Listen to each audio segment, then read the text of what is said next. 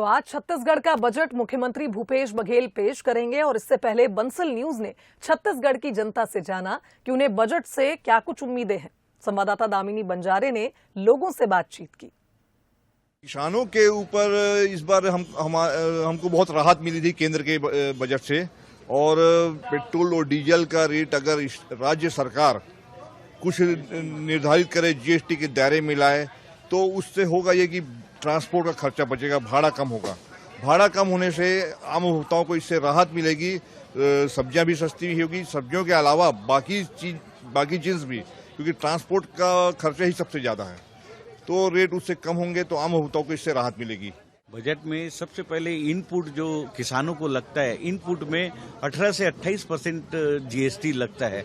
Input आने से जो लागत बढ़ती है, 2023 की लागत, और आज भी किसानों का माल 1975 में जिस रेट में माल बिक रहा था वो बिकता है। आज भी भाटा 2-2.5 रुपए किलो, टमाटर 1.5-2 रुपए किलो, लौकी 3-4 रुपए किलो। दवाइयों में 18 से 20% टैक्स लगता है, तो 20-25% टैक्स लगने के बाद तो उनको लागत तो बढ़ गई।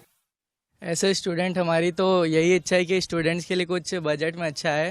एक रिजर्वेशन का मुद्दा बहुत दिनों से अटका हुआ है, इसे क्लियर किया जाए और स्टूडेंट्स के लिए नई नई वैकेंसी लाई जाए, और एजुकेशन सेक्टर में स्किल डेवलपमेंट के लिए नए कोर्स लाया जाए ताकि एम्प्लॉयमेंट जनरेशन यहाँ हो। लाइब्रेरी खोलनी चाहिए, यहाँ सिर्फ बहुत लिमिटेड लाइब्रेरी सी है, 2 ही लाइब्रेरी है।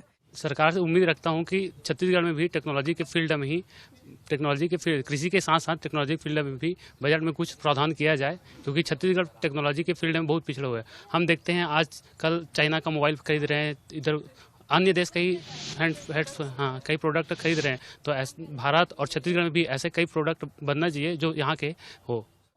एक्चुअली मैम यहाँ भी अभी देखा जाएगा तो पीएससी का रिक्रूटमेंट रुका हुआ है और फॉरेस्ट का रिक्रूटमेंट रुका हुआ है, तो स्टेट गवर्नमेंट को पहले ये सब रिक्रूटमेंट पहले फुलफिल करना चाहिए। काफ़ी सारी वैकेंसीज है, उनको फुलफिल करना चाहिए, और स्टेट गवर्नमेंट को अपने बाकी आगे ग्रोथ पे ध्यान देना चाहिए, जीडीपी का इंक्रीज कैसे हो। फैक्ट्री लगती है तो युवाओं को रोजगार मिलेगा, हमारा जो पेट्रोल डीजल ज़्यादातर ये इम्पोर्ट हो रहा है वो कम होगा, हमारे देश फॉरेक्स रिजर्व बचेगा। ये सब चीज़ ध्यान देने की जरूरत है, तो इस होना चाहिए, एथेनॉल से बनना चाहिए, एथेनॉल बनना चाहिए। ऐसे स्टूडेंट मैं तो यही चाहूँगा कि एजुकेशन सेक्टर में भी बहुत ग्रोथ किया जाए, गवर्नमेंट द्वारा नई स्कीम निकाली जाए ताकि यहाँ के स्टूडेंट्स को जॉब अपॉर्चुनिटी मिले।